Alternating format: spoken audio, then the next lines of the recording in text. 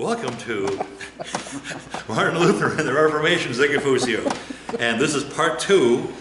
If you didn't see part 1, it doesn't matter, because I'll sort of catch you up. And but if you really want more detail, watch part 1. It's pretty interesting stuff. Okay, can you have the screen up here? I do. All right, let's go. This is what Martin Luther posted 95 Theses on what day? October 31st, 1517. 1517. So it's about 500 years ago, good rule of thumb. And is this a painting that captures the exact moment that he did this? Did he pose for this or something? The answer is no. In the 19th century, specifically 1817, the 300th anniversary of the Reformation, it's a time when Napoleon fell. Remember, Napoleonic Wars are 1789 to 1815. When Napoleon fell, then all these little German states started saying, we're German. We want a united Germany. And it's particularly true on the university campuses. Fraternities are the bastions, the origin of German nationalism, right? So they used the 300th anniversary of Luther's Reformation as a rallying cry to unite Germany. So it starts in 1817. And one of the places, well, I'll tell you where they went. So during the 19th century, Romanticism, okay, what's that? Romanticism is, we want to go back to the Golden Age. So in art and architecture, Romanticism is the 19th century thing. So this is a romantic picture of Martin Luther. It's recreated to do what? Glorify Germany, and to glorify Martin Luther. Did he look like this? I don't know. There's some historians actually say that he didn't post the 95 Theses on October 31st. We just go with that date, and it becomes a national holiday for many of the cities in Germany. So that's why we have October 31st as Reformation Day. So it's kind of a 19th century, it's kind of like going to Epcot Center and going to the German area. You know, it's kind of a recreation, okay? So this is the Castle Church in Wittenberg, Germany. Mrs. Isaacs took the picture. I have one of the two of us together. And this door is a bronze door. What's good about bronze? It doesn't burn. Because the original wooden door burned like back in the 18th, 19th century. So being Germans, they did a bronze door, and the 95 Theses are embedded in the door. Kind of neat. And they don't use the door, but it's kind of like you always have to have your picture taken when you go there. And here it is, the hammer, right? Here is this is a movie, excellent movie about Martin Luther. We should watch this sometime. We can have like a soup and a movie night. And here it is, here it is. These are the 95 Theses. Remember what language are they written in? You're right, Latin. And they were translated into German within about 2 weeks because the printers wanted content. Just like people that have blogs and websites now, they're always looking for content. Well, Luther provided content, and they translated it into German so people could read. It's about the sale of indulgences. Remember that? You get out of purgatory, and you can buy it for your dead relatives. Here you go, 95 Theses, 95 Theses, right? We don't have to go through all this. Again, the printing industry is the reason why they didn't kill Martin Luther, right? He had so much popular support among common people that he was like it went viral. He's like a pop figure. You know, people would have pictures. I read this week in this book, I'll talk about in a minute, that people would have pictures of Martin Luther in their house, and after he died, they had the German myth that if the house burned down, the picture would be intact, because he's some kind of a holy man. Kind of interesting how they elevate Luther as a hero of Germany. And the printing press saved him. Now, what does he say? He's driven to defiance. He says, I would never have thought that such a storm would arise from Rome over a simple scrap of paper. Luther wants an academic disputation between the Augustinian Hermit order, that's his order, and the Dominican order. Supposed to talk about it. Remember one time they had a disputation, it went on for 23 days. So it's a real debate where you go back and forth, you know, hours of argument. College students love it. A lot of beer drinking involved. It's a great event. So he wanted that. Instead, what happens? It becomes an international incident. And why is that? For a number of reasons. First of all, German nationalism is sort of starting to arise, and Germans are practical people who don't like sending their money to Rome to build some kind of a decadent St. Peter's, the Vatican, right? They think it's a waste of money, right? They want it plain. And so the money is flowing from Germany down to Rome. And the Germans think that the Romans are a bunch of drunken idiots and, and orgies and all kinds of nasty stuff going on, and they don't want any part of it, right? So, and what Luther said, people have been saying for centuries, but the typical response is they would burn you at the stake to get rid of all criticism, right? Well, here, they didn't kill him because he had too much support, because of the printing press. 1453, Gutenberg invents movable type. This is the Catholic Church in Wittenberg, and this is a 19th century recreation. So they improved the inside. It didn't look this way. It's a little too fancy for Luther's day. And how do you know it's a late one? Well, in Luther's day, when you went to church, did you sit in pews like this? No, you stood up for the whole service. Yeah, so that's kind of interesting. So the pulpits are always up high. You see this pulpit here? It's up high, right there. Well, because the people are standing, and so you have to be above the average height of the person to preach to them. So, but this is a 19th century, and here's the pulpit there. Pretty interesting. Didn't you go up in there? Oh, of course, yeah. And I like having like a little lid on it here. I guess if the sermon gets too long, they pull a lever and the lid comes down on you. Thus ends today's sermon. All right, why did they just kill Luther? Well, because he had too much popular support. This is Jan Hus, the Czech reformer from Bohemia, and he had almost the identical ideas of Martin Luther, but he's 100 years before, 1417, 100 years before. They promised him safe conduct to the Council of Constance. They arrested him and burned him at the stake, right? And Hus in Czech means goose. So the saying is, you are going to burn the goose, but you'll never cook the swan. Okay? So if you go to Germany, you walk around and you'll see things like this. What's this? It's a swan.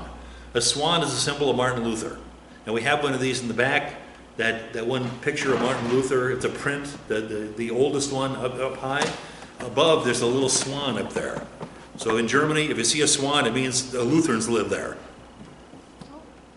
And these are prints of Luther, right? Where he's wearing his academic robes here. Of course, stamps, celebrating the 500th anniversary. This is an interesting slide right here. This shows the spread of printing, the printing press, printing technology. It's primarily a Northern European, specifically a German thing. So this is the first information age, 1453, Gutenberg invents movable type. And notice the Ottoman Empire. These are Islamic Turks down here, Ottoman Empire. Did they have printing? No. Because they have Islamic scribes, they have a guild. So the scribes went to the Pasha, the leader of the Ottoman Empire, and prevented printing technology from coming into the Ottoman Empire. It wasn't until the late 19th century that you were allowed to print books in the Ottoman Empire. What was the effect of that? Well, it retarded the civilization. It held you back. Remember, reading and writing is a powerful thing. And you can change ideas, move ideas. A library is you are transmitting knowledge from Aristotle and Plato and the greatest minds that have ever lived, skipping down through the centuries. Your teacher is sitting right there in front of you, teaching you. And if you don't have that, well, then you're going to end up stuck in, the 8th century readings of the Quran. See, that's a problem, isn't it? Right? So the printing presses are primarily in the north. And did they have printing in Italy? Yes, but you had to print by getting permission from the papacy. Of course. Only approve books. So what does the papacy do to respond? They have a thing called the Index of Forbidden Books. And what does that mean? That means if your ideas are deemed dangerous by the medieval Roman Catholic Church, you don't get a license and you can't print your book. So in Germany, did they have free printing up there? Yeah, you pretty much did whatever you want. So it's a hotbed of ideas. They call S-curves. You start with an idea and there's an explosion of ideas and you move up. That's why Germany is the place. World War I is the end of the world.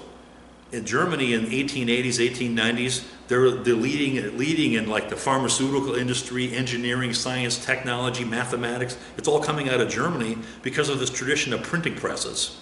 So the printing press really drove the Reformation. And here, look at this. There's the picture. Yeah.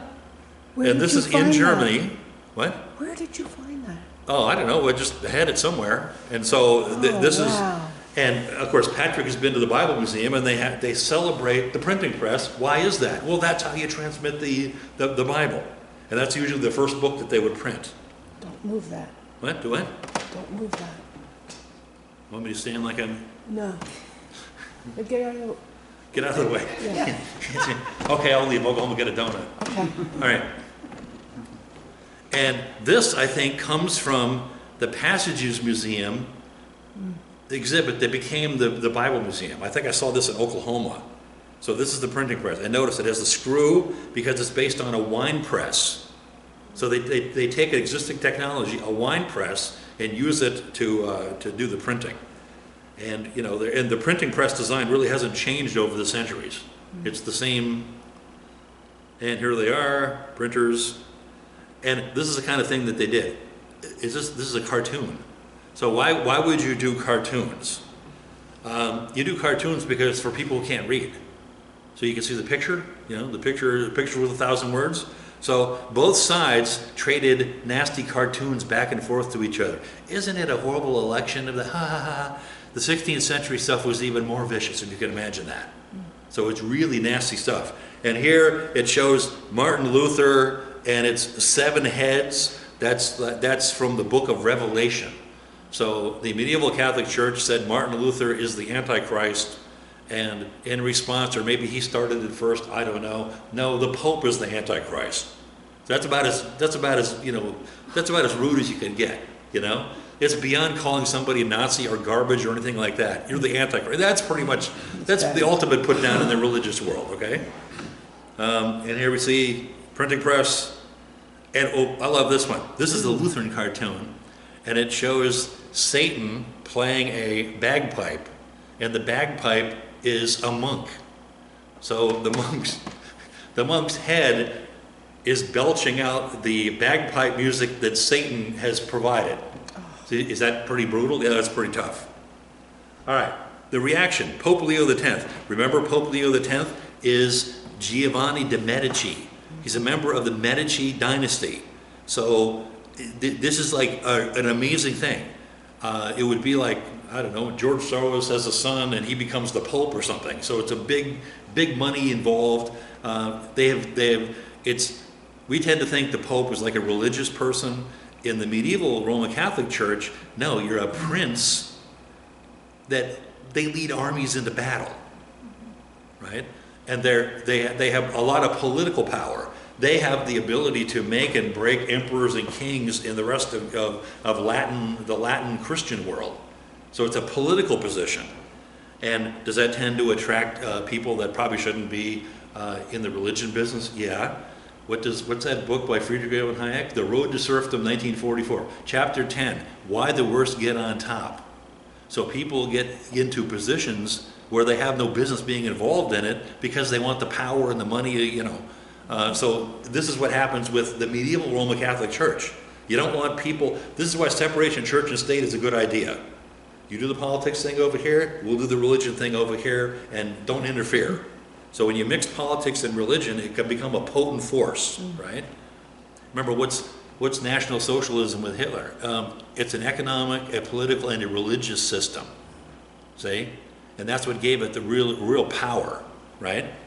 So the Holy Roman Emperor, okay, so Pope Leo is he's not really a religious guy. He likes to party, he enjoys being a pope, but he's not terribly religious. In 1521, the Holy Roman Emperor is Charles V. I'll show you his picture in a second. He's a Habsburg, and he summons Luther to the Diet of Worms and to stand trial for heresy. So is that a good thing? It's not good to be called to the central office and have the lawyers get involved. Here's Pope Leo. Okay, you can tell he a portly gentleman. He enjoyed a good barbecue, right? He issues the papal bull that's excommunicating Martin Luther. Okay, that's not a good thing. And bulla, see how it says bulla? The V is a U, bulla. It means like a. So what does Luther do?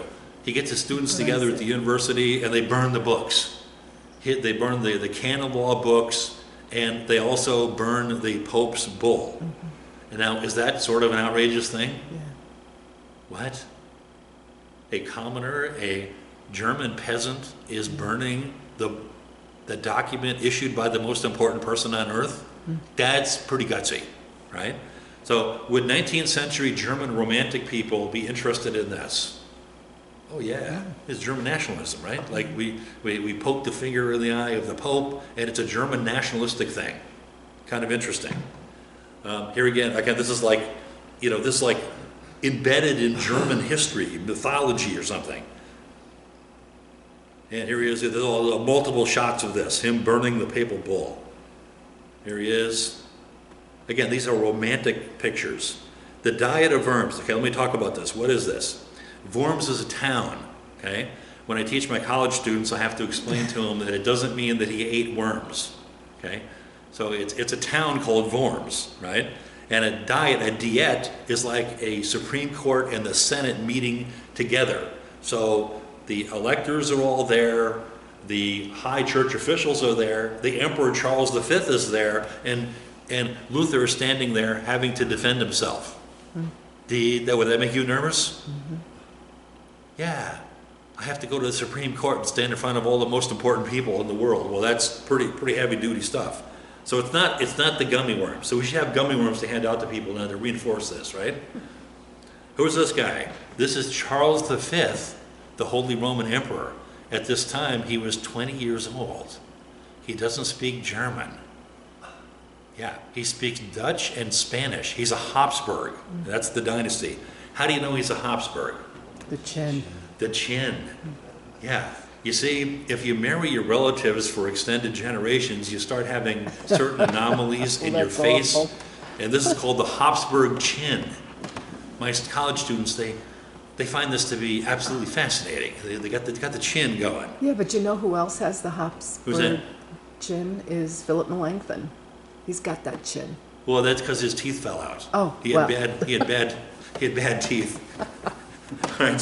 So he's 20 years old, and he's elected Holy Roman Emperor. Who is his uncle? Elector Frederick of Saxony. See? So Elector Frederick of Saxony did the key vote to get this guy elected, right? And at the time, the French were involved in it. They wanted to be the Holy Roman Emperors. The French and the Habsburgs hate each other for like 500 years. So it's power politics going on. So they settle on Philip here. So he's brand new emperor, just for like first day on the job. He convenes the Diet of Worms. He figures he's going to settle this thing, and so you have this big drama going on. Now, what's the problem with Charles V, Holy Roman Emperor? We'll look at a map here in a couple of minutes, so red flag that. Here he is later in life. Doesn't he look better with a beard? You hardly notice the weird birth defect anomaly from being inbred, right? So, yeah, I don't see that chin at all. So, here he is later in life. And who is this guy anyway? Okay, you've heard of Ferdinand and Isabella before? Okay? Ferdinand of Aragon, Isabella of Castile. Castile is where the big money is. So she's the one that had the more money and more troops and so on. When they got married, it united Aragon and Castile, which made Spain like really powerful. How powerful? They were finally able to kick the Moors out of Spain. 781 years of fighting. That's why, and what year was that? 1492. That's why Spanish people are really, really Catholic. Okay? So when Luther comes along, 1492, 1517, I got an idea. No, it didn't catch on because the Spanish had been killing and fighting to have the right to be Catholic for all 781 years against the Moors, right? So Ferdinand and Isabella get married, okay, okay, here we go. Joanna, gets married, skip down here. Charles V, the Holy Roman Emperor, right? His son is Philip II, King of Spain, okay? So, in other words, he's connected to the Habsburg dynasty. And how many countries did they control? This is what they controlled. Spain, that's pretty good. The Kingdom of the Sicilies, and then the Holy Roman Empire, which is German-speaking territory. And what's in the middle? Do the French appreciate this? Basically, the French have been going at it with the Habsburgs for like centuries. They hate each other. Okay? How about England? Who cares about England? We tend to get all hot and bothered about England. Oh, what a great place. No, at this time, England is like a nothing place. It's an island with a bunch of illiterate people living on it. Who cares about England? It's a minor country. The real power is between France and the Habsburg dynasty. And it gets even weirder. What did Columbus do in 1492? Sail the ocean blue. Okay, in 1493, what happened? The Pope Rodrigo Borgia divided the world, the Treaty of Tordesillas, into the Portuguese sector and the Spanish sector. The Spanish thought they got the raw deal. They got South and North America, except for Brazil. And what started happening? Gold and silver starts coming in from the New World. Gold and silver, gold and silver. So much gold and silver came in from the Americas that it actually caused a gold inflation. Increasing the quantity of money and credit. Yeah, it caused a gold inflation. It screwed up the monetary system in Europe. And did Spain, okay, Adam Smith writes The Wealth of Nations in 1776. What is the wealth of nations anyway? Buying and selling, trade. England becomes a world economic power because they import and export things. Is Hong Kong pretty impressive? Mm-hmm. Why? Because it's a rock pile with a lot of people. They import and export, and they make money on it. Their per capita income is higher than China, right? So England is like that. It's an island with no natural resources, and the wealth of nations made them. What did Spain do with all the gold and silver? They believe in mercantilism. Gold in the king's vault means the country's rich. They didn't invest it. They didn't do anything with it other than they put a lot on the... Are the churches in Spain fairly impressive? Extremely. What's the primary feature? Gold. Big gold altars. Yeah. You walk in there and you're like, ah! Like all the gold in Fort Knox is in like one altar. I mean, it's unbelievable, right? Well, that's what they did with the gold. They squandered it. They didn't invest in, let's invest in the printing industry, or let's promote commerce. No, they didn't do that. Okay, so Spain at this time is the Habsburg. It's the world's leading power. Okay, let that sink in for a minute. So Luther is standing up in front of Charles V. It's the world's leading political and military and economic power. Now stop. What are some of Charles V's problems? Keeping it all together, for one thing. Remember, you get span of control problems where you spread out too far. What's over here? What's in here? What's here?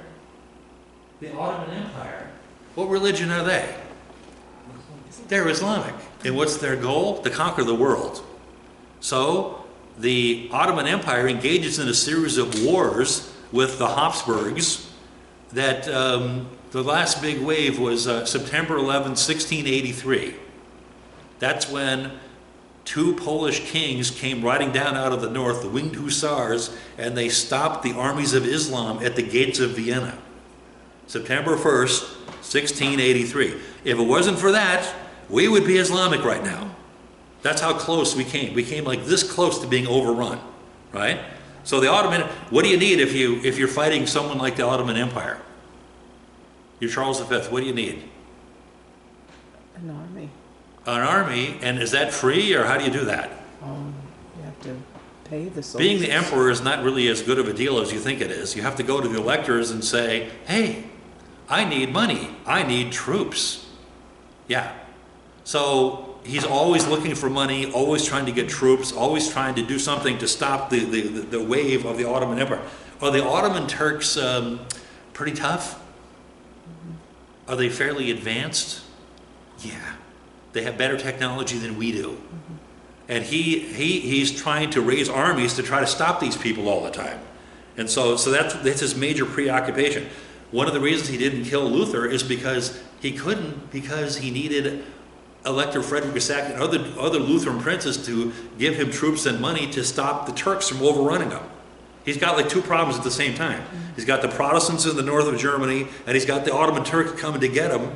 What do? You have to suck it up and get along with these Protestants in order to make a stand against the bigger threat, which is the Ottoman Turks. It's amazing, right? You wouldn't want to be the Holy Roman Emperor. All right, so here is the Diet of Worms, okay? So at the Diet of Worms, it ends up that the Pope ends up excommunicating Luther. That's the papal bull, it's burned. Luther stands up in front of the dramatic moment. I cannot and will not retract anything. They put his books on the table and they said, did you write these? Yes or no? And do you recant? There was no like discussion or debate about the content of the books. They wanted to suppress it, right? So they wanted him to recant. So what does Luther say? Well, let me do the trial first. Here's Luther, okay? This is about what he looked like. He's wearing a black habit because he's an Augustinian hermit monk and a priest and a college professor. And he was promised safe conduct by who? Elector Frederick of Saxony, the uncle of Charles V, said, I'm going to let Luther go there, but you're not going to kill him. So he had safe conduct, which is an important thing. Did they promise safe conduct to Jan Hus at the Council of Constance? Yes, they did. They burned him at the stake. So, it's a political thing. Here's Charles V. He's 20 years old, highly dependent on his advisors because he doesn't really know what he's doing. And then there were important cardinals and church officials there. These are overall leaders of the Reformation. So Erasmus of Rotterdam, he wrote in praise of folly. He also published in 1518 the first New Testament in Koine Greek, collected it, so that's the source of Luther's German Bible. John Calvin, second generation reformer, very important person. Henry VIII in England, and that's a 3-hour lecture about the Reformation in England. Who was Henry VIII's first wife? Catherine of Aragon. Catherine of what? Aragon. So she is the daughter of Ferdinand and Isabella. And they were trying to have a marriage between the Spanish biggest world power and up-and-coming England. And how did it work? It didn't work, right? She was unable to have what's the only job of a king? To have an heir. Yeah, because if you don't have a prince, then you end up with a civil war. So when a king is born, when a prince is born, you have a celebration because it means peace in your time. Very interesting.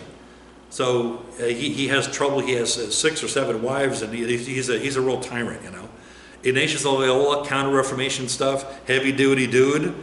Ignatius of Loyola is the same age contemporary of John Calvin. So you think, is John Calvin a tough dude? Is he known for his flexibility? No, he's pretty tough, right? So how about Ignatius of Loyola? He's hard-boiled too. So you have these two hard-boiled people going at it. That's the 30 Years' War, 1618 to 1648. Hard-boiled Calvin, he's not going to compromise, he's not going to back down. Same with Ignatius of Loyola, okay? Sir Thomas More, and then of course Martin Luther. So these are like important contemporary people to know. Here he is, defender, he got the title Defender of the Roman Catholic Faith from the Pope, right? And he's the Holy Roman Emperor until 1558. And what did he spend his whole career doing? Fighting, leading armies in, leading armies against this group and that group and fighting the Turks. He fought his entire time. So the last couple years of his life, he abdicated and just went to a monastery because he was like burnt out from all the fighting, right? And here's Ferdinand Isabella. Okay, remember he's related. He's the grandson of Ferdinand Isabella. What are you looking at? The lace. Oh yeah, pretty nice, huh? Intricate lace. And this is a painting, so you know, little details in there. Yeah. Rembrandt did a lot of that. And remember, Renaissance painters enjoy individuals, so they want to have you just the way you look, and they want to get the clothes right. And so these are pretty good paintings. These are some of the.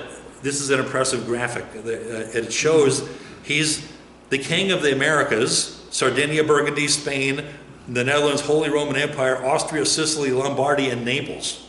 So when you introduce the guy, this is what you have to say. All rise. Good heavens. By the grace of God, the Holy Roman Emperor, the King of Germany, King of Italy, King of all Spain. In other words, he had all those crowns. That's pretty impressive. And I'm just telling you this because Luther's standing in front of this guy. And here he is. He suffered from a Habsburg jaw. Oh, the students love this. You can spell Habsburg with either a B or a P. You spell it either way. It's the same people. Here, there's some poor some guy. later. What? Look at him. My son-in-law is Dr. Tyler Pritchard. He's an orthodontist. He could take care of this problem with no problem Oh, at yes. all. The lower quadrant, yeah, we have detailed discussions. I'm a doctor too, you know. Oh, So yeah. we have detailed discussions about, you know, orthodontic practices. So yeah, the poor guy, right? How the hell can I face my problems if my problems are my face? That's really, yeah, a little historical humor there. Again, my college students, they love this stuff because they're a bunch of sick freaks. They love this, right? His nose isn't too good either, you No, know. he's not a looker. Look at that poor guy. And here's Charles V. Again, the artists have a real problem, like, okay, Your Highness, I'll do this wood sculpture of you, but, and they try to make the chin look good, you know? Yeah, not good. It's a problem. When you see him, you know, you probably want to say something like, wow, that's a real chin. Wow. Yeah, here he is with a beard. See, he's got the chin going. Here's another one. Yeah, the Habsburg chin. And the Qin dynasty. Yeah, that's a good one. You see, don't forget, I'm talking to dopey 18-year-olds here, you know. So I left that slide in there. The Qin dynasty. That's pretty sick. All right. Here he is later in life, you know, all decked out as a warrior, wearing the famous cod piece. Right. That's a Renaissance thing. You know. What is that? It's like a fashion thing. That thing on Yeah. the shirt? No, down a little lower. Oh. That's called a cod piece. Oh my. I didn't Under quite- my robe on Sunday, that's what I wear, but people don't know this. No. No, it's a Renaissance thing, you know?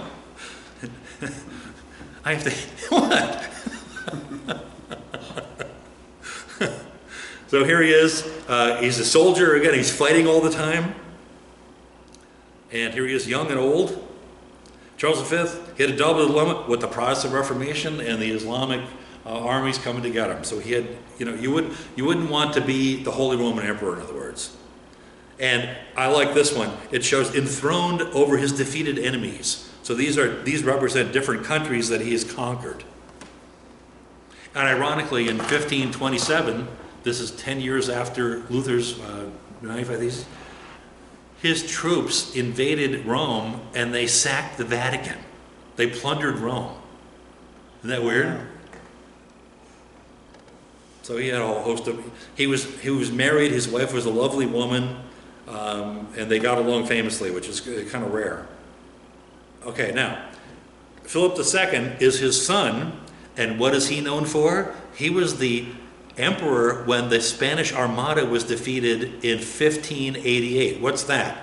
1588 is the beginning of the rise of England.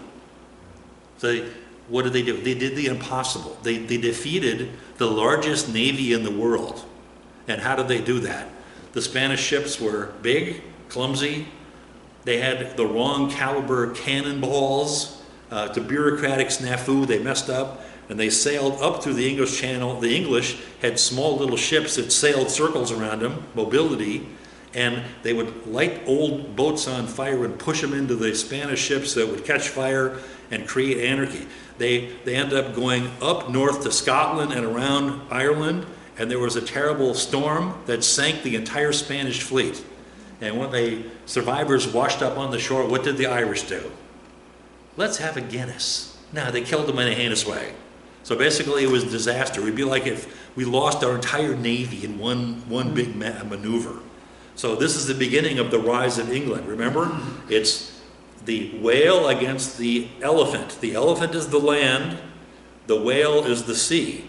Hail Britannia, Britannia rules the waves. So if you have the navy, that's the beginning of the British Empire.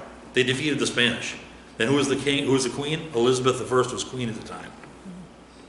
Here we go, Ferdinand. All right. Habsburgs of Spain, and they were also, Habsburg territory included the Netherlands, called the Spanish Netherlands, so that's going to be an 80-year battle there. As Calvinists fought, they hated Habsburgs who are Roman Catholic. So it's a religious war. And they end up splitting into the Spanish branch and the Austro-Hungarian branch. So who is the last Austro-Hungarian emperor to rule? Archduke Franz Ferdinand, Franz Joseph. He died in 1916. And that's the end of the Habsburg line in Austro-Hungarian Empire. It's very interesting. So the Habsburgs were around a really long time. And here he is, here he is, here he is. All right, so Charles V, Frederick the Wise, Elector of Saxony, and who did the painting? Lucas Cranach the Elder. So this is what he looks like. And he was a very religious man, and he supported Martin Luther and the new University of Wittenberg that he endowed, and Luther was his most famous teacher, celebrity professor, and he protected him. And here he is. And this shows, this is an interesting map. It shows the empire of Charles V in 1550, but it doesn't show the New World. So he's got the whole South America kicking gold and silver in, so he's getting rich, but he doesn't have enough money to get rid of the Ottoman Turks. And where does he get his money from then? Jacob Fugger in Augsburg, who is like the world's richest man, lent him money, the Holy Roman Empire. Isn't that interesting how money and banking and politics like enmesh here? So again, when you do history, there are two kinds of maps. What are they? Physical maps that show the rivers and mountains, political maps which show the political boundaries. Why do you have wars? So you can have a peace conference, the Congress of Vienna, the Treaty at Versailles, to redraw the maps. So politicians redraw the maps after millions of people get killed in a battle. Okay? So they don't have nation states like we would understand them. They have kingdoms, monarchies. When was the last redefining of borders? Well, World War II, I suppose. Mm-hmm. Yeah. And what was Hitler's problem? He didn't like the Treaty of Versailles because they redrew the borders of Germany. That's right. And so his speeches are basically, I denounce the Treaty of Versailles. We shouldn't be paying reparations to these people. We were winning the war. We got stabbed in the back by socialists and Jews back in Berlin. We were going to win the war. And so people would say, well, I'm a veteran. He's funny mustache, but he's got some good points here. The Treaty of Versailles is grossly unfair. And Hitler rode that to power, and that's World War II and World War I are the same war with a 20-year intermission. Mm-hmm. So they took 20 years off, and then World War II, 11 million people killed in World War I, 50 million in World War II. So it's a real horror show. So they redraw the maps after a major Napoleonic Wars, Congress of Vienna, mm-hmm. right? 30 Years' War, they had a Congress, the Peace of Westphalia. So here he is, standing in front of Charles V, and the people in the funny costumes here, these are the electors. So they would be like, they have armies, they have kingdoms, and they're in this confederation called the Holy Roman Empire. What does Voltaire say? The Holy Roman Empire is not holy, it's not Roman, and it's not an empire. It's a pretty good way to think about it. It's an odd thing. Go ahead. So with Martin Luther, so this is not a, so basically he's fired. He's excommunicated. Yeah, they told him, they said, we have only two questions for you. Did you write these books? Yes or no? Right. And then do you recant? Okay, so he goes home. Well, I'll get to that in a second. Okay, great. Yeah. Okay, Well, what's your question? My question is what does he do now? Yeah. Okay. So they have this big meeting here, and Luther says, give me 24 hours to think about it. He comes back, and he goes, yes, I wrote these books. Some of the books are true. Some were, maybe I might have been mistaken in a few places. I don't know. Let's talk about it. Will I recant? No. Here I stand. With God's help, I can do no other. Mm-hmm. Now, again, is that a revolutionary thing to do? A peasant is standing in front of the world's most powerful person and going, I'm right, and you're wrong. I mean, that's a really gutsy thing to do, right? So that's the Diet of Worms. And so these are different prints of it. Again, in German national history, this is like a great thing. The people in red are the cardinals from the Vatican, and the people in secular clothes are, like politicians and academic people. And here he is. Here are the books piled on the table. Here I stand. Oh, no, here, this is a German Romantic picture. Don't you love this one? Yes, he's got the chin up. Yes. And here he is telling off. Oh, this is a disputation, it looks like here. Yeah, here he is. Here he is. It's romantic painting, you know. And here he is. Here I stand. It's like a German thing. They even have a plaque there. Where they had the palace where this took place, it unfortunately burned down during World War II. I guess the 8th Air Force didn't like it and they blew it up. So, but they have a plaque on the sidewalk now. And this is a monument to the Reformation in Worms. Wow. And here we go. Here's the real quote. Unless I'm convinced by proofs from Scripture and by plain and clear reasons and arguments, he wants a disputation, I cannot and will not recant. For it's neither safe nor wise to do anything against my conscience. Here I stand. I can do no other. God help me. Amen. My famous, my professor at Gettysburg, Eric Gritch, he had a big house that, you know, is in the seminary. You live in a house like that, like a parsonage, and above the kitchen sink, here I stand. I can do no other. As you're washing dishes. No, it's a pretty good joke. Here I stand. I can do no other. All right. Why did they just kill him? Again, because he was protected by Frederick the Wise. So there's a political dimension to the Reformation that you don't want to neglect. Okay? German people didn't like sending their money. It's like taxes being sent to Rome, and Frederick the Wise protected him. And here these are woodcuts, prints. All right. Power politics saved him. Now he leaves Worms, and on the way home back to Wittenberg, he's riding through a dark woods, and what happens? Riders approach with hoods over their head. Now, how many people have disappeared over the centuries where they just take you and slit your throat and throw you in a well somewhere you're never seen again? That's what Luther thought they were going to kill him, like a death squad. So the hooded riders come up, they take him off, and they ride off into the darkness of the night. And where did he end up? He ended up here. This is called the Wurtemberg Castle. So first you have Worms, and now you have Wurtz, okay? So the Wurtemberg Castle. What is this? The 101st Airborne couldn't take this hill. It's on a hill with like bluffs all the way down, and there's only one road to get in, and there's a moat and a gate behind it. It's a fortress on top of a hill. And this is where Luther lived for 10 months. And he grows here. This is the inside.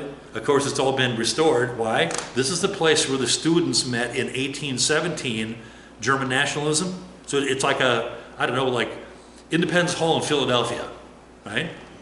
So here this is the inside of it, and it's quaint and charming, you gotta admit. Makes me want to have some bratwurst and beer here.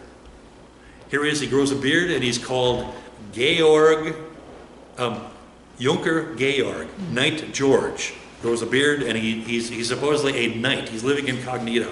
Meantime, back in Wittenberg University, everyone thinks he's dead. Yeah. He disappeared. And Frederick the Wise was holding him in like protective custody to make sure nothing happened to him. And this is his famous room, and there's a couple of interesting things here. What's that? That's a backbone of a whale. Spine, what a vertebrae of a whale.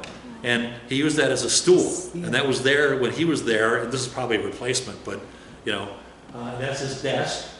And this is where he translates the Bible into German from Koine Greek. It took him 10 months to do this. 27 books of the Testament. And this is a furnace, a heater. Right? They heat one room at a time, not the whole building like we do. Ceramic. And what's this on the wall here? It's a plaster ink wall. stain. And the story, probably an urban legend, is that Luther was working on his Bible, and the devil appeared to him, and he cursed the devil and threw his ink bottle at it, and it splattered on the wall. Mm-hmm. So for the last 500 years, every time Lutherans go there, they take out their Swiss Army knife that they bought at the souvenir stand, and they pick off a couple flakes of the ink and take it home to Nebraska, where they're from. And then what do the Germans do? They just put more plaster up and repaint the ink spot, right? So you got to keep the tourists happy, Is that a true story? I don't know, but it's a pretty good one. In fact, I have my flake right here. There you go. No, and here he is in the inside. It's translating it. Here he is, good. And in the movie, here he is working on the guy in the background. His name's Spalatin. He's the go-between Frederick the Wise and Luther. He's like a lawyer, goes back and forth. And here he is. And he worked on the Bible translation his whole career. Here, this is the Bible. that he did. The first one came out in 1522. The final edition is 1534, and it's the Old and the New Testament with the Apocrypha in the back, separated in the back. And he's very careful with his, he learns Hebrew and he learns Greek and Aramaic, and he went to the butcher in town to get the right word for kidneys and this sort of thing. He's very careful in his translation. His Bible helped to standardize the German language, High German. So this is one of the reasons why Germans, even if they're atheists, hold Luther in high regard. It's like the King James Bible, right? It's in the German world. And he's a scholar, so he had committees of people helping him with the translation to make sure they got the word exactly right. So the 1534 is the ancestor of the King James Bible in 1611. So if you can pick out the German words and look at the King James words, they're sort of the same order even, like the sentence structure is very similar. Very interesting. And here he is, here's with the guy right here. This is Philip Melanchthon. I'll talk about him.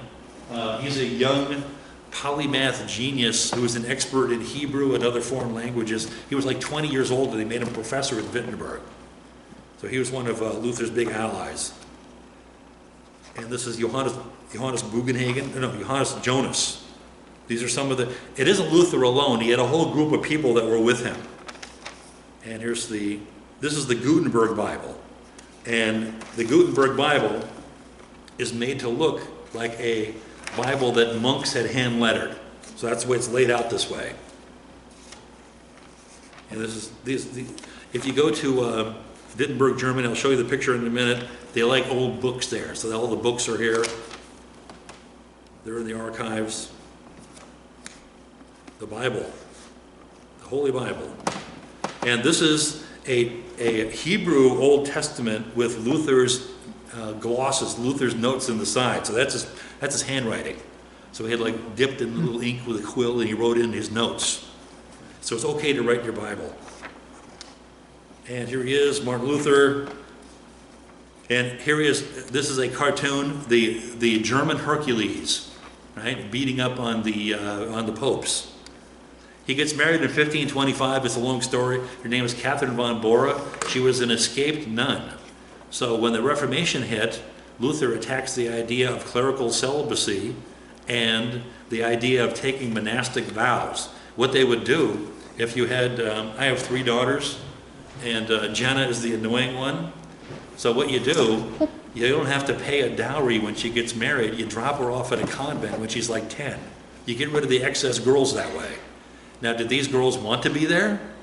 No, they were put there to get rid of them. And so a lot of the poor nuns they didn't really want to be in a convent. A convent's being like going to prison or something, right? So when the Reformation hit, 9 nuns escaped their convent in herring barrels in the middle of the night. And what do you do if you have 9 nuns in herring barrels? You bring them to Wittenberg and drop him off, because he's the one that caused the problem to begin with. So then what do you do with 9 single women that come to your little town of 2,000 people? Marry them off. You got to marry them off. You can't have like single women running around. It's not good. So it's like, you're married. You're married. You're... And they got rid of all of them except Catherine von Bora. And nobody wanted to marry her because she could read and write. And she was very intelligent and very well organized. She was from an aristocratic family. So she is, she's 29, he's 42, and Luther says, I don't know what to do with you. And she says, well, I'll marry you then. Well, is that a good thing to marry Martin Luther? Not really. In 1521, he's put under ban of empire. That means that you could be killed at any time anybody ever found you. So it would be like, marrying somebody on death row or something, right? So she knows she's in for a rough life. They agree to get married. And here they are. Now, was that a major thing? An Augustinian hermit monk marries an escaped nun. Are you kidding me? Right? People went crazy. And here they are. This is their wedding picture. And who did the painting? Lucas Cranach the Elder. Huh? Isn't that nice? Mrs. Isaacs took this. This is in Wittenberg, Germany. And as a wedding present, Frederick Wise gave them this building. It's the old Augustinian hermit monastery in Wittenberg. Thanks a lot. It's a white elephant, right? But Look how big this place is. It may be white, but didn't they call it the Black Oyster? Well, yeah, but I mean, I'm just saying, white elephant means like, Yeah, you don't yeah. want this. Yeah. It's like, Patrick, I have a car for you.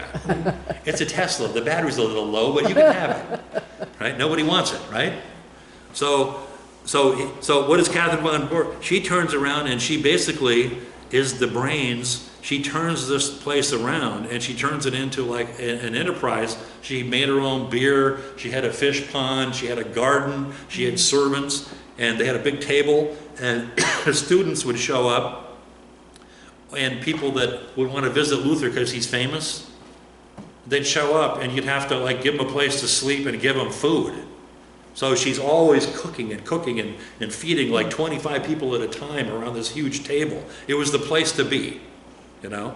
And she turned this into a real home. And they go on to have, 5 or 6 children, and they had 5 or 6 relatives who died and the children got dropped off. So the place is crawling with like 15 children running around the house, and visitor students coming and going all the time. Must have been quite a lively place to be. Yes? That's her statue. I know, and I have a great picture of Mrs. Isaac standing next to the statue. Yeah, that's Catherine von Bora. It's a modernist statue, so you Yeah, well, yeah. all right, and this is part of Wittenberg University. Here it is, and now it's a tremendous Luther museum. You could spend, Patrick. How long were you in the Bible Museum? 7 hours over 2 days. You could do maybe 25 hours in this building here alone. They have all kinds of artifacts in there. And here she is. She's very enterprising. Oh, and she wrote a lot. So what did they do when she died? She died in Turgau. When she died, they burned all of her letters. So people that do Luther biographies, it makes you crazy. There's thousands of biographies of Martin Luther, but we just know about her through secondhand. But she was a prolific writer. So there must have been all kinds of letters and all kinds of primary sources there. So this is one of the great tragedies of historical research. They burned her letters. I would love to read her letters. And here she is. She's kind of the first lady of the Reformation. Here they are. And this is some of her gardens, right? So she was in charge of all this stuff. Remarkable. What an enterprise. And children running all over the place. Luther liked this. He liked music. He liked to sing, unlike Calvin. Calvin doesn't like the idea of music.